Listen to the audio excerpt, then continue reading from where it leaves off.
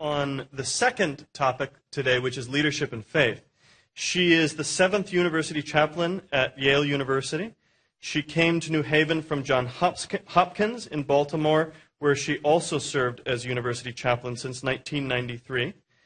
She has over 2 decades of experience in ministry and higher education, interfaith collaboration, pastoral and social ministry, and her main focus at Yale is to further cultivate a chaplaincy for students, faculty, and staff, which defines itself by serving the needs of the richly diverse religious and spiritual traditions on campus, allowing for deeper dialogue, increased accessibility, personal growth, creative educational opportunities, and pastoral leadership. All of the rest you can read in the program. We are especially happy that she is an alumna of Santa Clara University. She completed her undergraduate education in 1981. She is a Roman Catholic and originates from Northern California, married and has 2 daughters. Please welcome Sharon Kugler.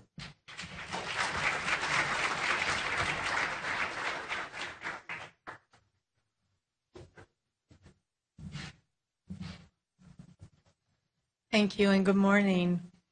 I apologize in advance for the raspy, it's not even sexy voice I have this morning. Last weekend, we welcomed about 113 students from across the country from 42 colleges and universities, and they were from all different religious and spiritual traditions, and they were wonderful and very huggy. And so I felt like I was surrounded by this petri dish of love and whatever it is that ended up in my chest. So I apologize in advance for that. It feels so good to be back at Santa Clara. This place is home in so many ways. Not only did I graduate from Santa Clara, but I had 2 brothers before me that went here and graduated from SCU, and it's been very much a part of our family for decades. When I received the invitation from Teresa last summer, it felt like a wonderful chance to come back and say thank you. And so I appreciate the invitation from the Ignatian Institute, all the hard work that Teresa put into this, and Susan, and a bit overwhelmed by it all. The other thing that I just have to say is I'm really excited to be wearing sandals in February. It's 5 degrees in Connecticut. Got on the plane Thursday and it was like, yes. So I feel bad for my colleagues, but I'm getting over it. It's okay. I also truly look forward to the conversational part of this morning. To begin, I'm excited to hear from Tom and Lulu, and I'm really humbled by all of you who so kindly gave of your morning to be here, so I look forward to that. The bulk of my formal remarks will come from a portion of a chapter I wrote for a book on college and university chaplaincy that was published last year. The book itself was a true labor of love, constructed by several incredible colleagues from across the country, representing multiple faith traditions and institutions of higher learning. It was the very first time some of us had been fortunate enough to sit down and really think about the work we do and to get a moment to actually try to describe it. The book took nearly 3 years to finish, and it turned out to be a transformative experience for those of us who authored chapters. I'm happy to say it's also been put good use in seminaries and in chaplaincy programs across the country. No one was more surprised when it turned out that the editors wanted me to describe how it was that a Roman Catholic laywoman ended up doing what I'm doing. I was less interested in approaching this chapter autobiographically and more inclined to focus on how I do what I do. As it turns out, both things happened, and it became the opening chapter to the book. It's my story of spiritual leadership. So much of the underpinnings were put in place, perhaps with intention, or maybe by happy accident, right here in this place. Santa Clara gave me a way to welcome God into my life, and Santa Clara allowed me to do it in a unique way. Although I won't be explicitly bopping you on the head about Ignatian spirituality this morning, I trust you'll come to understand that it's the seemingly never-ending nutrient that has fed me continuously throughout the course of my life. Brian came from a small town in western Tennessee. He was visibly upset, a first-year student with some fairly typical adjustment issues. He was clearly now a small fish in a big pond at Yale. He was convinced he didn't belong and that he could match the caliber of those around him. He was the admissions office mistake. His baseball cap was pulled down as low as he could get it to cover his eyes. His body language was stiff. He was tense and he was hurting. I said, "Brian, before we talk, would you like something? Some tea, water, some ice cream?" He looked at me and said, "Ma'am, if I could have a dreamsicle, that would be great." So as he munched, we proceeded to talk, and once again I had to stifle an internal smile at the presence of an ice cream bar in the midst of the day-to-day work of this vocation. Though at first glance it may seem silly, an ice cream bar in this heartbroken boy's hand, it's a powerful entry into something holy. It has given us an opening and given me a way to connect with the ache in his soul. Upon my second interview for the Johns Hopkins University Chaplain position, for Yale, in 2007, I was anxious to meet the students, longing to know if I would be as fond of them as I was of those at Johns Hopkins. On a frigid January night, we were having an interview in the living room of one of Yale's famous residential colleges. Looks very much like Hogwarts. The room was decorated beautifully with classic early American furnishings. It was cozy and warm, but it felt stranger than anything I had ever experienced in college setting before. The diverse group of graduate and undergraduate students from many religious backgrounds cared deeply about chaplaincy and religious life in general on campus. They were serious and earnest, and I was enjoying their thoughtful questions. I started to relax. Then this happened. "You know, Miss Kugler," one student said quietly, "I Googled you." Oh dear, I thought, what's coming next? "Yes," I said. "Well," he answered, "I read that you have a good humor ice cream cart right outside your office in Baltimore. Is that true?" Oh, I thought, it's all over now. Yale had found out about my love for the goofy and whimsical. I glanced down at my teacup. It was real china that bore the unique seal of the residential college. I thought about my office at Johns Hopkins. My collection of snow globes and religiously themed action figures would never fit in the Ivy League. Well, it was a nice run, I thought, as I mentally prepared to head home, proud I had come as far as I did in the search process. I looked at the student and answered honestly, "Yes, I do have a good humor cart right outside of my office. Would you like to know why?" "Well, yes," he replied. "I especially want to know if you'd bring it to Yale if you were to come."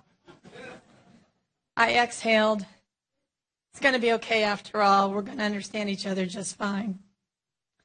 Though it had caused me a moment of panic, I was grateful that the student had offered me the opportunity to explain the presence of the cart and my taste for kitsch. When people walk into my office, they're often briefly distracted by an Elvis snow globe or the Last Supper clock or my Jesus action figure or the string of chili lights hanging from the ceiling, not to mention the 10-plague finger puppets. Sometimes they ask for the stories behind the items they see. At other times, they don't focus on anything other than what they need from me in our precious moments together. Like the ice cream, though, it's not a gimmick. Besides being treasured gifts given to me by students and colleagues over the course of the last 27 years in ministry, my collection is an expression of my personality, my taste for the unexpected and the silly. For me, the collection serves as something as an icebreaker. Sometimes people get worried that there's an ulterior motive to a conversation with a religious person, that they'll be pushed toward that person's understanding of what faith is. That's not what I offer. I'll have conversations about faith, spirituality, or community, but my lead is offering a kind of presence, of meeting people where they are. I want my visitors to shed any apprehensions of feeling distant or anything that might disconnect them because they feel intimidated by talking with a university chaplain. No matter what brings them to my office, walking in with a laugh relaxes, welcomes, and opens them. It puts them in a mode of experiencing me as opposed to a chaplain, however they might have imagined that figure. No matter what they're imagining, I most certainly don't fit the model. To start with, I'm not ordained, I'm not a man. If they know I'm Roman Catholic, they're even more confused. I'm a mom and a grandma, therefore I'm not a nun. People are puzzled about what chaplains do anyway, and my story is especially unique. I've grown accustomed to standing on the outside of what was once considered normative for chaplaincy. In fact, my unusual route to chaplaincy and the fact that I've had to continually reaffirm, even to myself, what a Catholic laywoman is doing in a role traditionally held by those who are ordained, is actually one of my greatest resources. What I've learned over the years is this: my only option in doing this work is to just be myself and to be as present as I possibly can in any encounter. Upon graduation from Santa Clara in 1981, armed with a Bachelor of Science degree in mathematics, I joined the Jesuit Volunteer Corps. Many of you know it, I'm sure. It's a program devoted to service with special emphasis on linking faith with social action. I was placed in Cleveland, Ohio, which might have been the moon for me. I was a true California girl from the sublime suburbs of San Francisco. I had never seen a housing project in my life, much less heard the term wind chill factor. I was assigned to work as a patient advocate at a free clinic on Cleveland's east side, serving battered women and children. I naively believed that all I had to do for these women was to affirm their self-worth by praying with them, sharing Maya Angelou's liberating poetry, and they would be saved from their horrific predicaments. Everything I knew about domestic violence came through the limited lens of my undergraduate sociological studies and my feminist sensibilities. These women patiently taught me my first of many lessons in humility. It is a wonder they did not eat me alive. After 2 years in Cleveland, working at the free clinic in a shelter for battered women, I received a call from Santa Clara asking me to consider returning as an associate campus minister and to be part of a team of 8 people, mostly clergy, in the university's campus ministry office. It was a wonderful and unexpected gift, and I was filled with doubt. The director of campus ministry must have read my mind. When we initially spoke on the phone about the position, he said, "Sharon, you're called to serve. If you do indeed answer that call, you're performing ministry." That moment was the first of several genuinely empowering moments I had at Santa Clara that influenced the direction of the rest of my life. Until then, I had never considered that I could have a vocation. Here I was, already learning that the term is defined by our actions, not the other way around. I surrendered to the unfamiliar notion of calling, and Santa Clara was the ideal place to do so. Servant ministry was a term I had never heard before, but one I embraced as a model. I preached twice a month, studied sacred texts with fellow team members, led retreats for freshmen, was a designated sex talk lady in the residence halls, giving workshops on the issues of contraception and moral decision-making. I felt most alive when I could bring about or witness moments of spiritual growth and awakening in the students I served. Because I was on the docket to preach regularly in the Mission Church, I often trembled at the thought of what this meant. A Roman Catholic laywoman preaching was something for which I had no compass. I did, however, have colleagues who believed I could and should preach. They gave me the opportunity to learn, and they were also willing to take whatever flack the hierarchy of the church tossed their way. I felt supported as I plunged eagerly into the nearly always painful yet also wonderful spiritual release that goes hand in hand with sermon construction and delivery. I couldn't believe my good fortune. Each day was a time of huge learning and great fun. I participated in conferences and seminars with my clergy colleagues, and I felt like a true member of a ministry team. From the start, my colleagues treated me as an equal. It was a wonderful training ground for anyone, but especially for a young woman like me. The staff was inclusive in nature, justice-oriented, and very willing to work collaboratively in every way. The hours were long. No job or task was ever deemed too trivial, not to be done by everyone or anyone. And above all, we believed in inclusion, compassion, creativity, and always possibility. It was a model that informed many professional decisions I would come to make over the course of my career. It was the fall of 1983. I was in heaven, loving every minute of work. My life was opening up before me in brand new, unanticipated, spiritually profound ways. I was also a newlywed. My husband and I had only been married a year when I took this position, and he had bravely moved across country from his beloved hometown of Cleveland, Ohio, to start this new adventure with me. Then 2 months into my new job, another adventure began for us. We discovered I was pregnant with our first child. I was overcome by anxiety.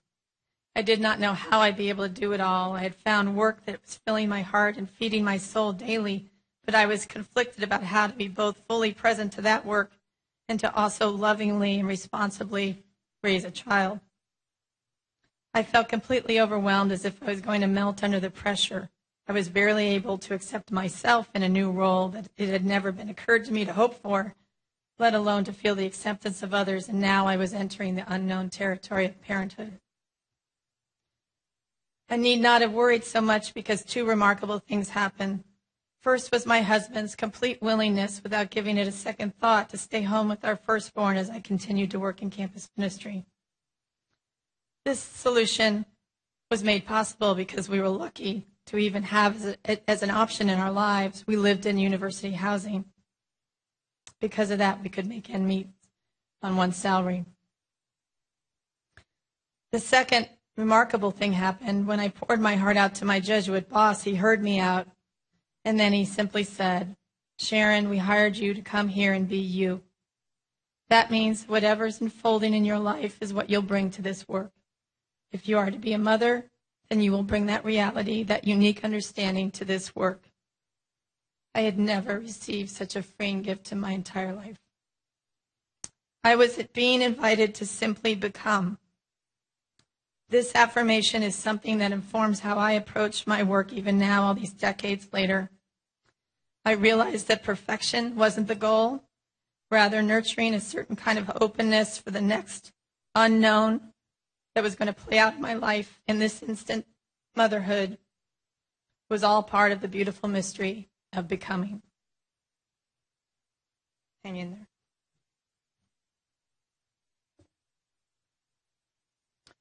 When I have a conversation with a young person today, it's directly informed by that moment when I knew that who I was in fact enough.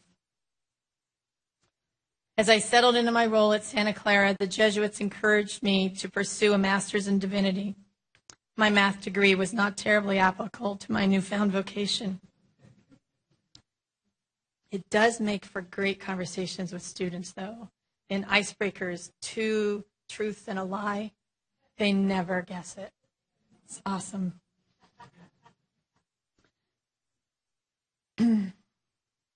13 months after my daughter was born, my mother died. I was a bit of an emotional wreck. And there was this other source of pain. I could not get beyond the notion that in my case, a master's of divinity would never materialize into ordination. I felt that I would always just be a little bit short of fully belonging in ministry, just outside of the real or authorized ones who could answer God's call. As housing prices began to soar in California and university housing lost its allure, we longed for a more settled existence. It was time to make a big move and start another adventure. In the mid-'80s, my husband, our young daughter, and I moved to Baltimore, and my life to continue to take some unusual twists and turns. My first ministry position in Baltimore was, true to form, an unconventional one. I was selected to be the founding director of a hospice for people struggling with AIDS. It was 1987. The world was still coming to grips with how to handle the crisis. This project was unique because it was sponsored by a number of church groups and synagogues in response to some horribly hurtful things that other religious voices had put forth about AIDS and those suffering with it. The board for this project consisted, among others, of former college chaplains and campus ministers. In the course of the interview process, we talked about the impact of servant leadership on ministry. I think that's why they took a chance on me. Once again, I found that when I trusted myself to simply be, to honestly share what I had to offer, the way forward presented itself. The hospice did not physically exist when I took the job. I had some seed money to begin initial planning, but for the most part, I had to work from the ground up to build the program and to find a proper facility. I set policies and guidelines, learned local and federal housing and nursing care laws, and did a fair amount of fundraising, along with recruiting and training volunteers. When the hospice opened, we managed to create a welcoming, warm, and loving environment. When one is around a person in the last stages of AIDS, the unmistakable presence of God is reflected in the eyes of this person in the most lovingly simple ways. For me and for the others who dared to spend time in this most heart-wrenching of places on the margins of society, this ministry was one of the purest forms of blessing we had ever encountered. The sense of community we felt as a result of this blessing was nearly indescribable. I felt that I'd never done more important or tougher work. In early March of 1993, nearly 4 years after leaving the hospice, and after a series of part-time ministry jobs, as well as the birth of our second child, I received a phone call that really did change my life. A former colleague from the hospice board, who was also serving on the Johns Hopkins University United Ministries board, called to ask me if I was interested in coming in as a consultant to the university. They had just made some changes in the chaplaincy and were on the verge of more in the wake of the resignation of the then university chaplain and the subsequent restructuring of her position. I agreed to help, but only for a short time. I had my doubts about going back to salary work and was really happy being a stay-at-home mom. My life was plenty fuller, so I thought. Cannot say for sure why I decided to take a risk and begin to work at Johns Hopkins. I just know that I felt a strong pull back into ministry and higher ed. The unknown next to becoming was again playing itself out, and I followed my gut. I ended up serving at Johns Hopkins from 1993 to 2007, and then I accompanied my good humor cart up north to New Haven. In the midst of my time at JHU, I had the opportunity to finish my master's at Georgetown. What I discovered in campus chaplaincy in 1993 was the exciting new frontier of doing this work in a multi-faith setting, where religious and spiritual diversity were redefining the approach and understanding of college and university chaplaincy. Nurturing multiple communities across many faith traditions brought a new dimension of excitement and purpose to this call. And I discovered that I had a pretty good instinct for it. As a matter of fact, I loved it. The good humor cart was with me from the beginning. At Johns Hopkins, I started by renting one each year as a way to ease the tension during freshman orientation, when families were preparing to say goodbye to their daughters and sons. Offering something that lightens the mood and nurtures our inner 8-year-old had been an immediate hit. I always took care to make sure that the cart was filled with whimsical offerings like choco tacos and dreamsicles, and that they'd always be kosher so that everyone could enjoy. It was only in September of 2001 that the cart began to take on another deeper meaning and to become, to my mind, one of the holiest objects at the Johns Hopkins Interfaith Center.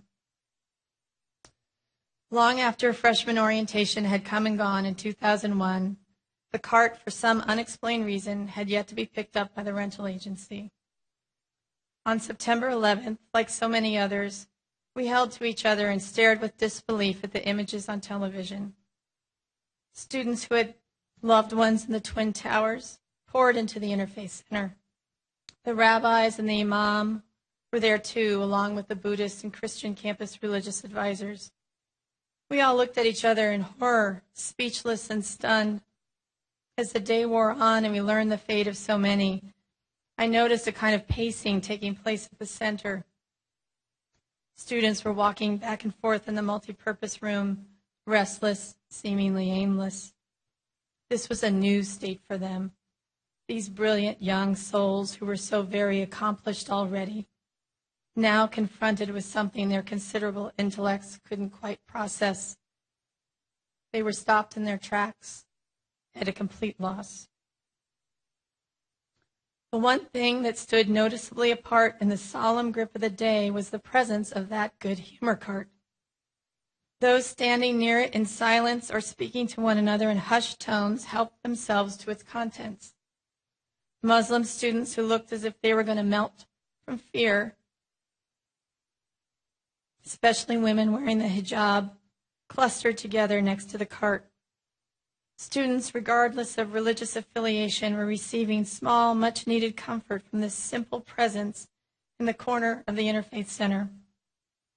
It was indeed a sacred object, not silly in the least.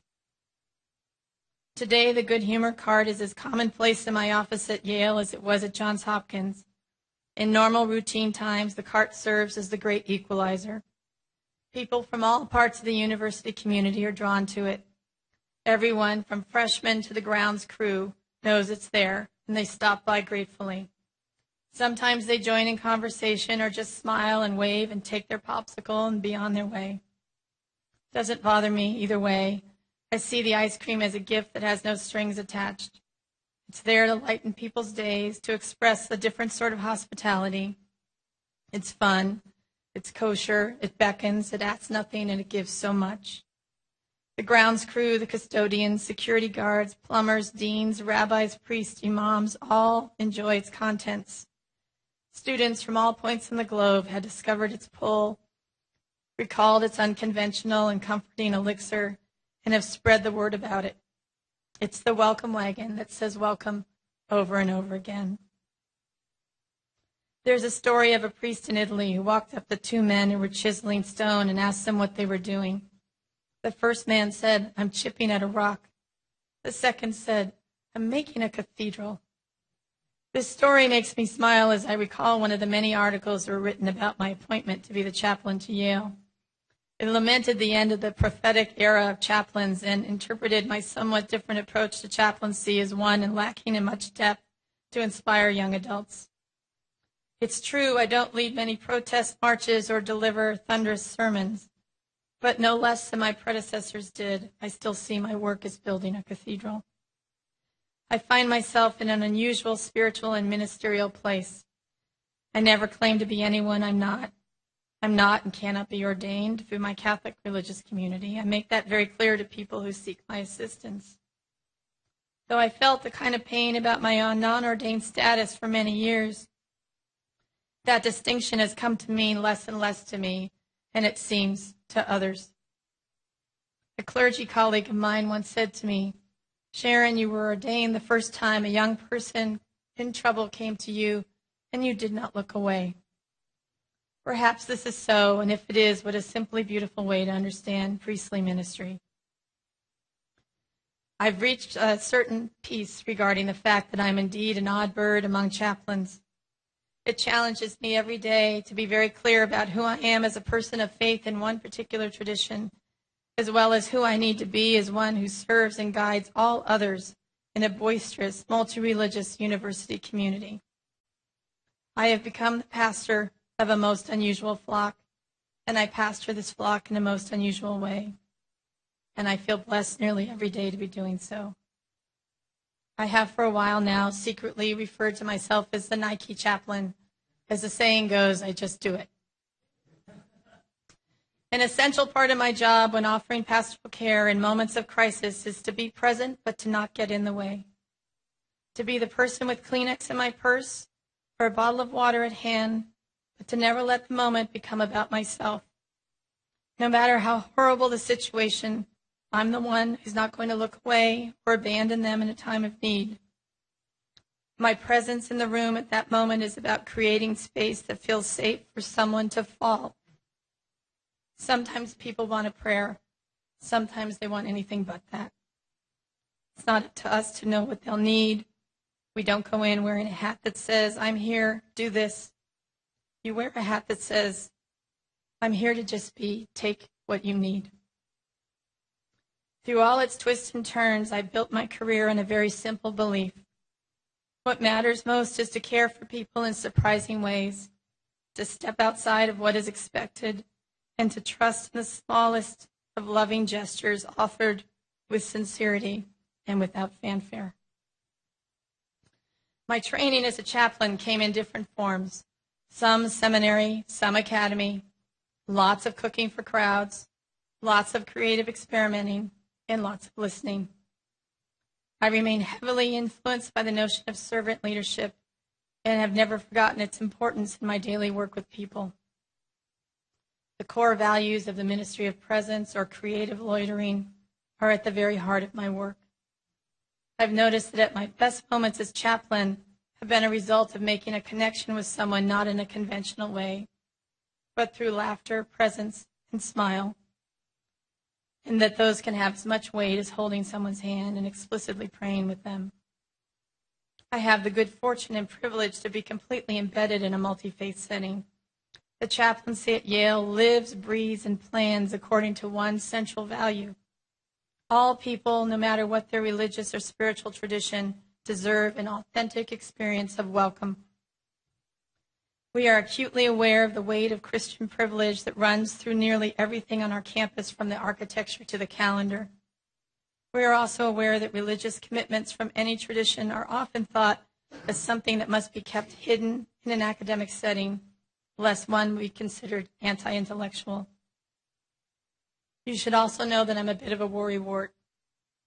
I worry about the big things: religious wars and conflicts, religious discrimination, multi-directional hate speech coming from inside and out of a religious group, and seemingly smaller things like what people will eat at a community dinner, religious holy day observances, the academic calendar, adequate prayer spaces, Sabbath-observing students taking Saturday final exams. The list goes on.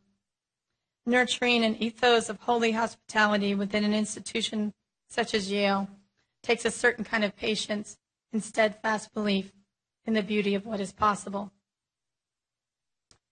When I was part of the campus ministry team here, a Jesuit introduced me to the work of the then Yale theologian Letty Russell. Letty died the summer I arrived at Yale, so I never had the blessing of meeting her in person, and yet her work has influenced me a great deal. Letty both lived and studied the notion of the common table. In her work and in her life, she framed this table as a place where difference and hospitality dance together with an end result that often leads to gratitude for space and time, and most importantly for one another. Letty wrote, "Hospitality is the practice of God's welcome, embodied in our actions as we reach across differences to participate with God in bringing justice and healing to our world in crisis." She believed in the beauty of what is possible. I'll close with this. My unusual route to chaplaincy came about because others invited me into this work with the promise that just being myself would be enough. They invited me to simply become. All these years later, it's a lesson I continue to relearn as my own life continues to unfold. I'm a chaplain who's a wife, a mother, and a grandmother, a collector of kitschy snow globes, an experienced chef who's produced hundreds of gallons of chili for large crowds of students, a leader of a community when it mourns and when it celebrates, a 14-year cancer survivor, and a lover of good, edgy jokes. I bring all those elements of myself to this work every day, whether I'm laughing with someone, offering a Kleenex to wipe their tears, or just setting up chairs for an event. There is a reflection that the Benedictine sister Joan Chittister wrote concerning the gospel story of the loaves and fishes. She writes, "When we go out of ourselves to make a connection with the other, we not only attend to the needs of the other, we become more than we were when we began." I'm awestruck by the knowledge that good humor, heart and all, I have, in fact, become. It's the spiritual formation I received at Santa Clara that I can sincerely thank for that. Thank you.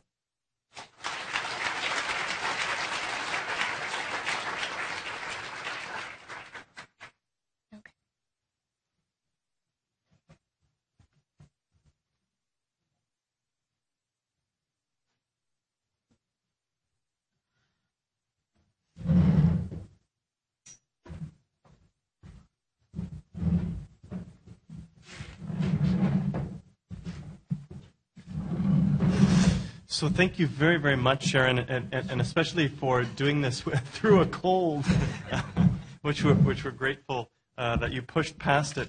I realized at the beginning I did not introduce the two Conversants, who are Tom Massaro, the Dean of the Jesuit School of Theology of Santa Clara University, which is up in Berkeley, and María de la Luz Santana, otherwise known as Lulu, who's the Director of Campus Ministry here at Santa Clara. So welcome to both of you. I'm sorry that I did not introduce you before. But as with the last panel, I would just like to begin by inviting you to offer any remarks, comments, reflections based on Sharon's presentation. We can go in whatever order you like. You can do rocks, paper, scissors. All right. Well, I, as a Jesuit, I've rarely been as encouraged as I am at this moment and proud of the legacy of Jesuit education. So we've heard from two alumna of this great university who could not be more eloquent about what it means to be a Christian. The rubric of Representative Lofgren's talk was leadership and justice, and we heard a lot about immigration reform and the urgency of that and other initiatives she's worked on. The rubric of Sharon Kugler's talk just now is leadership and faith. And I have to say, it does take a lot of faith to serve in the capacity she serves as a university chaplain today, working with young adults. What kind of faith does it take? Well, it takes to work with young people today in this age of, who knows, Facebook and instant messaging and all the things I barely understand. It takes the kind of faith that I think is full of Ignatian spirituality. So you are careful, Sharon, not to explicitly bop us over the head with Ignatian spirituality, but let me do that in the next 90 seconds. I really believe that a distinctive feature of Ignatian spirituality is a deep, deep confidence in the ways that God reveals God's self to us in the everyday experiences of normal, ordinary life. God speaks to us in the ordinary. That's really what St. Ignatius was hoping to show us. The spiritual exercises of St. Ignatius that Father Eng talked about at the beginning of this morning shows us that God is present everywhere, that we can indeed find God in all things, that the mundane experiences reveal God in many amazing ways, and to probe those experiences, as we're encouraged to in a daily examination of conscience, that's really where it's at. And in his time, he was somewhat looked at askance by the Inquisition. He was suspect because he was making a point that you don't need an ordained priest to mediate God's presence through everyday life to each one of us. So let me just offer 5 words of praise, things I heard in your presentation that I just want to underline. First of all, your attention to the hurting, especially the homesick freshmen in college, those who need a little adjustment issue attention, is just so impressive to me. It really is a preferential option for the poor and the vulnerable on our campuses today. And I might say 35 or so years ago, when I was at a college not so far from Yale and not so different from that multi-faith landscape of Yale, I was at the receiving end of really good interfaith, multi-faith campus chaplaincy, and I really appreciated it. Secondly, your style. Yes, goofy, whimsical, full of that homespun humor that I think Pope Francis reflects in his own way. It's just a wonderful kind of a nurturing presence that you bring to it, a soothing presence that I'm sure has helped hundreds, if not thousands. Third, you are clearly conscious that although not an ordained minister, you're nonetheless called to a vocation as a laywoman, which is very much in line with the message of the Second Vatican Council. We're celebrating the 50th anniversary of that great council in the early to mid-60s. Your leadership, although not an official office holder in the church, could not be more important. A fourth point I'd make is simply, you have never shied away from working on the front lines on some very sensitive issues. Domestic violence, running an AIDS hospice. You are fearless, and we need people like you on the front lines. Extensive experience, credibility. And fifth and finally, just to underline how you work across many faith traditions, not afraid to mentor and to counsel people who are not sharing a Roman Catholic faith or a Christian faith at all. If you have a chance on your way out, folks, take a copy out of that stack of the Yale University Chaplain's Office multi-faith calendar with all the symbols of different religions there. I was so impressed leafing through it in the few moments I had. That multi-faith, you know, when you hang out your shingle and call yourself a campus minister, that's the kind of thing that you have to cross lots of boundaries, and I was awfully impressed by that. So by way of summary, I detect in you, Sharon, a great confidence, a confidence that you can be helpful, that we can all be helpful to people of all faiths or none at all. And that confidence is grounded not in yourself. It's grounded in God, which is the best place to lodge our confidence. So thank you for your presentation. Thank you, Tom.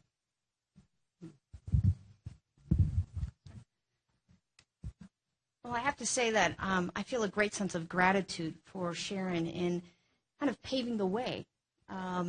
You know, having been part of the campus ministry team here at Santa Clara and seeing myself now as a lay woman in the role of director of campus ministry, I realized that that didn't happen overnight. And so I thank you for what you did here at this time, but also for the example that you have offered us today of what it means to be a leader in a faith community that is unique in a university setting. A number of the things that struck me are things that echo Tom's comments. And I would say that I would couch them in the category of calling / invitation / welcome, hospitality. And, you know, a number of times you spoke of recognizing that it was okay to just simply be, and the freedom to simply become, and how that becomes both a pathway for personal vocation, discernment, and certainly what we wish to model and the ways in which we seek to minister to others. We don't have a good humor cart in campus ministry here at Santa Clara, but we have a massage chair. It is California, after all. Exactly. We have a massage chair, and as I was listening to Sharon, I, couldn't help but think of the number of encounters that we have had in our office with students through that massage chair. And there are many other things. But I think it's that recognition that God can use anything and everything and will do so, and to trust that. And when I think of the principles of Ignatian spirituality that help to shape that kind of ministry, I think it's that attention to that everyday, the discernment in the everyday, in the ordinary, the attentive listening to how those moments of joy, but also those moments of challenge for students are opportunities to invite deeper into reflection, into thought. And maybe there's absolute no conversation about God explicitly.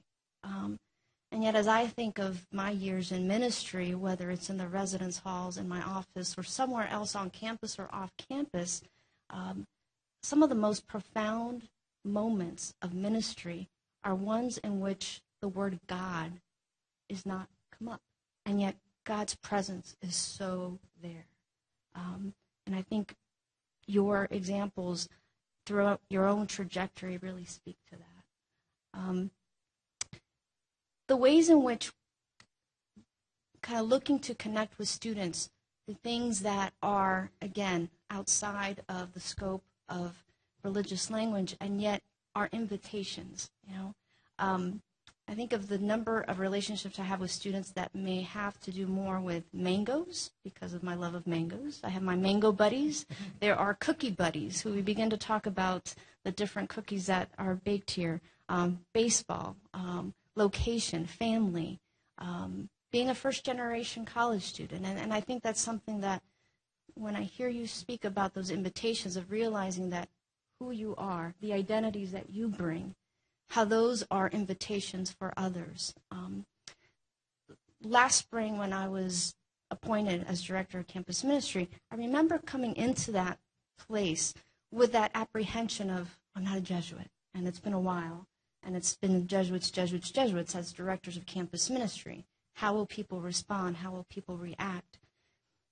And I was really moved and somewhat overwhelmed by the amounts of responses that I received from people naming how important it was to them, the fact that I was a layperson, the fact that I was a woman, the fact that I was a Latina, the fact that I was the first in my family to go to college, and that spoke to them. I heard from alumni who I never had met, and how that, who I just simply was, presenting myself, really was an invitation for them to see themselves with the opportunity to take on leadership roles in different areas. And so the importance of that. I also feel that one of the things that you spoke of towards the end, Christian privilege, and the role in which chaplaincy at a university, whether it is, Catholic or not, at this time really is of significant, requires significant attention. And those tensions, how does one remain rooted in one's tradition and continue to be open and welcoming and engaging with people who have very different religious traditions, backgrounds, students who do not have any construct or context for language or experience or background of faith. And I think that the premise of the simply be and simply become is what seems to pave the way for you. And for us, I think. And so to be able to really recognize that how we have those conversations, how we are able to create opportunities in a community in which that we can coexist. These symbols are often put together in a label that says coexist. It kind of goes back to some of the comments from, and the questions and the uncertainty of Zoe Lofgren's points of how do we cross that aisle? How do we cross those different aisles? And, having those relationships, having those experiences. And I think going to the very ordinary, those very ordinary connections is really key. And so I'm grateful for being reminded this morning of the importance of that. And I think it offers both me and I think all of us encouragement of how we integrate faith in communities where there's so much diversity and growing diversity. And that there is great possibility. One of the things that I was also very much assured by was that the sense of going into the unknown, moving forward, I think that definitely Ignatius would probably agree, is going to the unknown with the great trust in God. That moving forward in realms where we're not sure what this is going to mean, we're not sure how we're going to do it, but this trust that God will be there just as God is here right now. And I think that's what makes this vocation, this calling in leadership, in faith, not only possible, but exciting and invigorating. Thank you. Thank you to both of you. Let me follow up on something that Lulu has raised, and I will raise it in the form of a question to you, Sharon, but I would invite the other two panelists to comment on it. You're in a unique position in chaplaincy at Yale is multi-faith, right? It is explicit, which is different a little than Santa Clara's, right, as a Jesuit university. And this issue of crossing the aisle is a really interesting one. I think Lulu articulated the problematic with it, or is how do you create a context in which there is authentic interreligious dialogue that is not just about just staying safe, right, and remaining with, in some respects, a lowest common denominator. At times, a lowest common denominator is extremely helpful and important, creating the context to that you can talk. But in your situation, it's rather unique in that, as Tom says, you're always welcome, and it is a multi-faith chaplaincy. How do you encourage that kind of dialogue so that traditions are really speaking out of the tradition, truly with each other, that there is an authentic dialogue? So thank you for that question. I go at this with the hope that we're way beyond the lowest common denominator. But one of the things that I think people often get wrong about interreligious engagement is that it's debate. It's naming the differences or just naming what we have in common. There's a step before that, and that's coming into relationship. One of the great fruits of working with young adults is that you have them at a time in their lives when they're really open to building and creating relationships. So it's on us to try to figure out experiences that are going to help support that. Pardon me. One of the easiest is, of course, service, giving them a chance to go to the edges of society, roll their sleeves up, and help others. When I was at Johns Hopkins, we had a program called Get Over Yourself and Into Others, and it was just a way of getting people out of their own belly buttons and think about things beyond the academic convention. And then they became friends with the people that they were working on houses with or whatever, and then they can get to those hard questions. But there's also another way to do this that it's something that I've put more and more effort into over the years, and I've discovered real fruit as a result of it, and that is giving people the opportunity to encounter other people's sacred sites. So not to get too specific, bogged down and too specific programmatically, but I would love to share with you one example. We did this in a small extent when I was at Johns Hopkins, and we were able to grow it a little bit at Yale. Over spring break, we take students down to Washington, D.C. We take about 24 of them from different religious traditions. They're all the same year. They're all sophomores. And in the daytime, we do service work. But at night, we visit a different sacred site, a different community. We go spend time with a Sikh community and have Gurdwara with them and enjoy a meal. So many students had never even met a Sikh person before, let alone have them serve them food. We'll go to the Mormon Center. We'll go to a Buddhist, Cambodian Buddhist temple. We'll go to high steeple churches. We'll go to a synagogue. And their experience of receiving hospitality, it's very humbling for them to go somewhere where they're filled with questions. They're in a space they've never been to. They feel like they're going to offend by asking the simplest of questions. But if you can create some sort of safe ground rules that enable them to feel like they can ask questions so they can learn more, you really get somewhere. And their experience of being in a community-based Cambodian temple, for example, where there isn't some really large national sending body that's supporting this temple. This really grows out of the immigration, the communities of immigration that have built this to create community and to create a kind of sense of well-being when they feel strangers in a strange land. Then you have students who are now strangers in this temple, and their experience of that, it's very transformative. And again, you can get to that hard stuff. I always feel like I've made a breakthrough in interreligious dialogue when a student can say, you know, I can name what I find happy or hard to accept about your tradition. I want to share with you right now what I find hard to accept about my own. When we can get there, we've gotten somewhere. It's not overnight. It takes time. It certainly takes a commitment. People like Lulu, and where you're hanging in there with them and take them where they are and then help kind of create a space where they can feel safe asking those questions.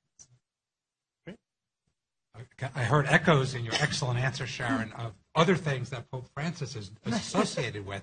The culture of encounter, you used that phrase actually, and his culture of accompaniment, the idea that really to be with the poor, the church as a field hospital, we hear those sound bites from Pope Francis, but it's the same message of openness and urgency that you shared. I've done most of my work, my academic work in my career in Catholic social teaching, social doctrine of the church, and I'm so aware that the dialogue with others, beginning with Protestant partners and Orthodox, and then extending outward to other world religions, Hinduism and Buddhism and Islam.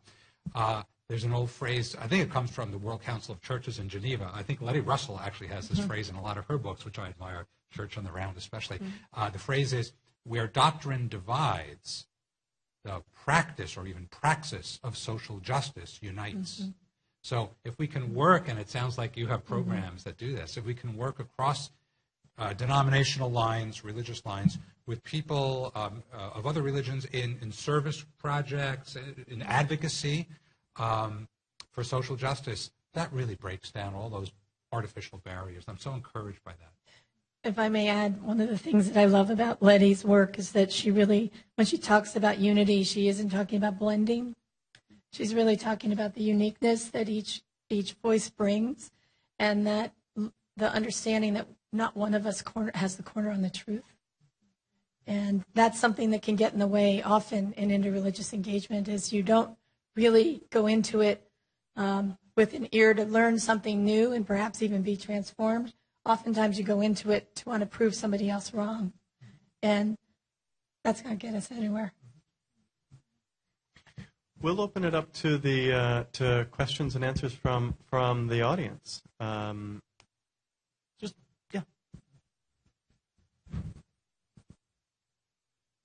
Thank you. Hi, Sharon. Thanks. I want to ask a question. I think I admire so much what you've done, and I think you sort of understate your path from your Roman Catholic origins to being the first woman chaplain at Yale. And I, as a leader of a Catholic high school locally, one of our goals for the young women that attend there is that they become spiritual seekers and leaders. So as you look back, I wonder what kind of advice or counsel you would give to young women today, and Lulu might want to piggyback on this, about becoming those leaders in spiritual ministries where they can, where they can make those differences and be those people that you guys have sort of paved the way for. What kind of advice or counsel would you give to young women? I think the first counsel, and hi, nice to see you again, is for them to trust their voice, even if it's a broken up one like mine, but to trust it, and that they don't necessarily have to be loud. And I think that's the other thing is sometimes women like, oh, I can't match the man's voice, or I can't be that assertive or this or that other thing. I think be you, and let others come to tune their ear so that your voice has as much weight as the one that's commonly getting all the attention. And when I came into the role at Yale, I was reminded who I wasn't. I wasn't William Sloane Coffin. I wasn't Sidney Lovett. And Sid Lovett was a beloved chaplain for like 30 years in the mid-20th century. And it was the class of 1950 guys that's the largest graduating class from Yale ever, because they were the World War II folks that went in to serve in the war and graduated later. And they came to meet me when I first started, and they were quite nervous about what this first lady chaplain was going to do to Yale and change all the things they held so dear. After we got to know each other for a little bit, and I could see that they had a lot of energy for chaplaincy, and it just needed to be redirected a little bit, they became great fans and excited about this new look. And when one of them passed away about 8 months later, it was his wife who contacted me and said, Bob wants you to do his memorial service. And I thought, wow, that's something. That's some progress. It was a beautiful service. And at the end of the service, one of the men came up to me and said, I've never seen a chaplain with a purse before. I said, oh, I have heels too. Humor helps. I would also add that it helps to listen attentively to invitations. The invitations that are subtle, that are in the everyday, ordinary kinds of things. I mean, when I look back in my trajectory, there's no way I ever thought, imagined. I don't think I had the vocabulary or the images to imagine myself here. And yet I can see the pathway that has been built by, little invitations here and there that maybe I wasn't sure what it was for. I said yes in the moment, didn't see kind of where that could lead. And then that yes had led to somewhere else, and that led to somewhere else. So as a young woman, I never thought I would be as one student said, wow, how did faith become your career? That just was not in my imagination. And so I think, it came from a place of wanting to serve, wanting to make a difference, and knowing that my faith was a very central part of my identity. And I think allowing those pieces to be integrated rather than isolated, I think is what allowed those invitations and those kind of different stepping stones to lead me here today. And I'm so glad that Sharon used the phrase servant leadership. If she hadn't, someone would have to say that. And it's not about being a leader is not about setting the agenda. In fact, it's usually about responding to the agenda in my limited experience. Your time is not your own, maybe more so in campus ministry, chaplaincy, than it is in academics, my field. You're surrendered your calendar. You're just thrown out your calendar, electronic or otherwise, to other people. That's servant leadership, and it comes at a cost, but it was the right note to strike, Sharon. I'm so glad you brought that out. Other questions?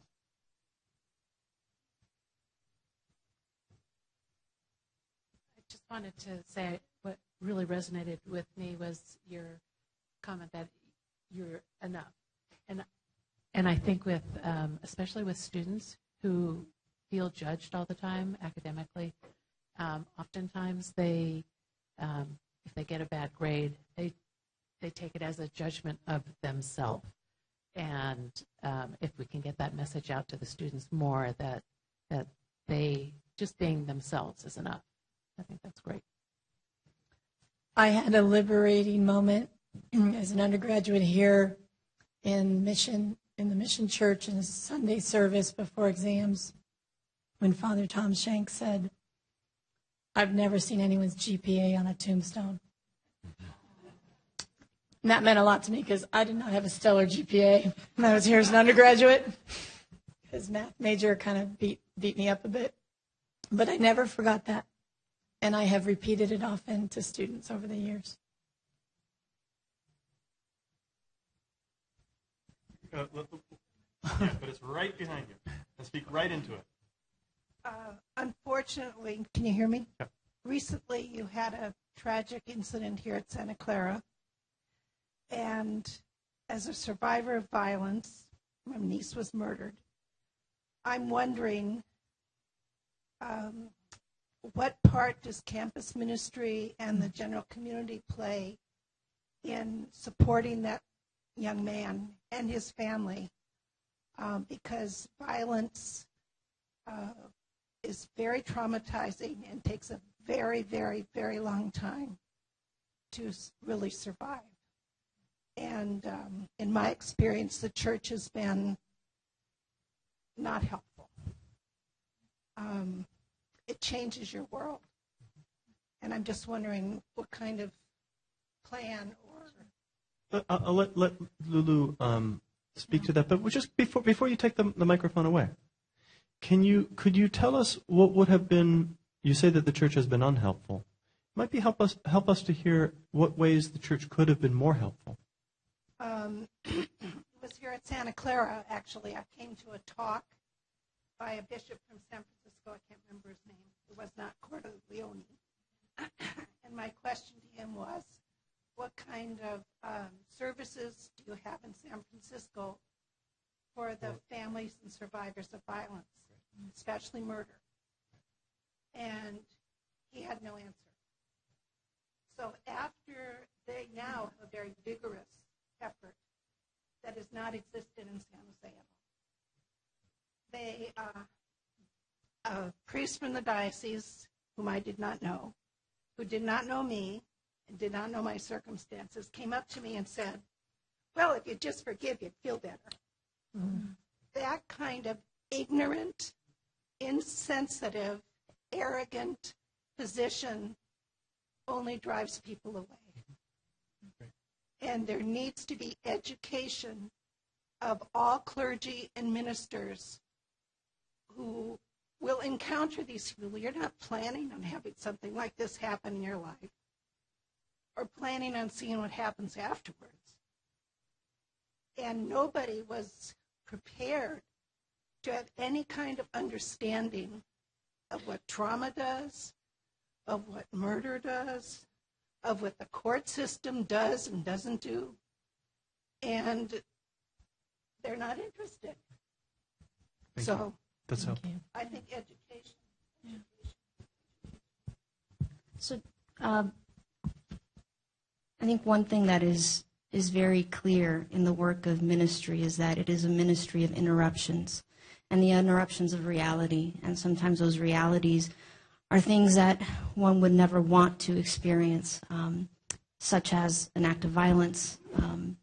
And this week, our campus did experience an act of violence, an assault between two students. And in the aftermath, the university has a number of different ways in which kind of the protocols are kind of take off. And I think as in campus ministry, one of the things that I've been so grateful for is recognizing that we each played different roles. Sitting behind you are a couple of resident ministers. And these are graduate students who live in the residence halls. And there's a team of them. And I would say they were on the front line of the response to the different students that were impacted, and came to realize that the different reactions that students here on campus have had. In terms of the student who is recovering, both he and his family have been supported. And I think it's important to also say that the student who committed the assault is also being supported.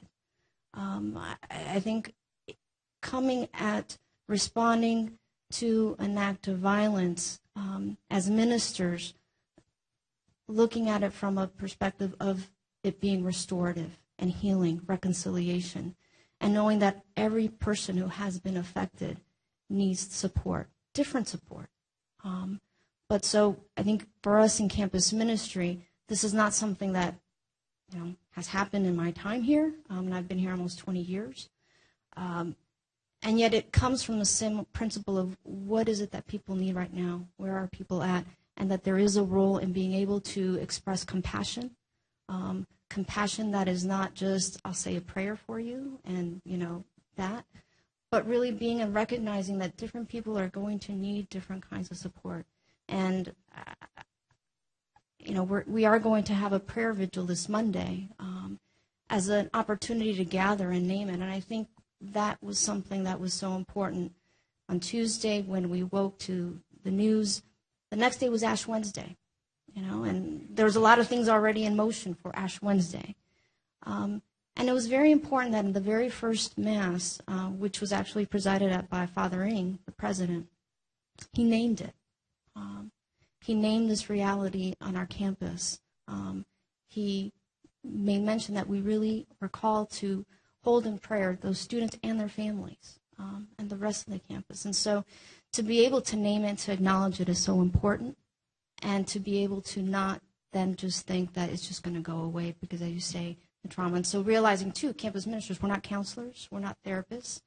So to work closely with our counseling psychological services, to work with other members of our student life department, to be able to provide students the resources they need and not believe that we're the saviors and we're the ones that are going to help students all the way. So I think that's been important in this particular response, but it also speaks to the way we respond to any different crisis situation, that we're a team of people and ministers play one role and we work together with others to make sure that students have the best support possible. Thank you. We have time for one more question, and I'm afraid I'm going to take the question. Or I'm going to ask the question. It's one of the privileges of being facilitator. So this is about leadership and faith. And my question to all three of you is, how does prayer function for you? Is prayer important to your own experience as a leader, and particularly as a leader of various faith communities?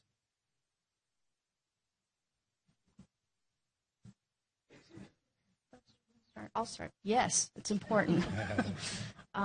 It's really crucial. And when I think of my prayer life, I realize I've always realized that it comes in different ways. It's sometimes it is sitting, reflecting on the readings. It is going to Mass. It's also listening for the voice of God when I'm at the gym, as it happens often recently. Just yesterday, I was in the gym where kind of a prayer came to me. I'd been sitting with the question of like, okay, God, what am I doing here right now? You've called me here at this place for a certain reason.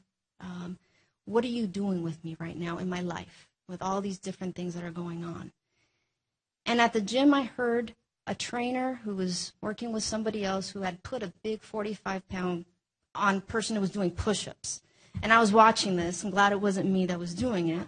I was just stretching. But at the end, the trainer said to the person, you realize my intention is not to frustrate you, but only to strengthen you. And I heard that like pop. And it was, my conversation with God. The question that I have been asking God, like, okay, God, what's going on here? And God's saying, I'm not frustrating you, I'm just strengthening you.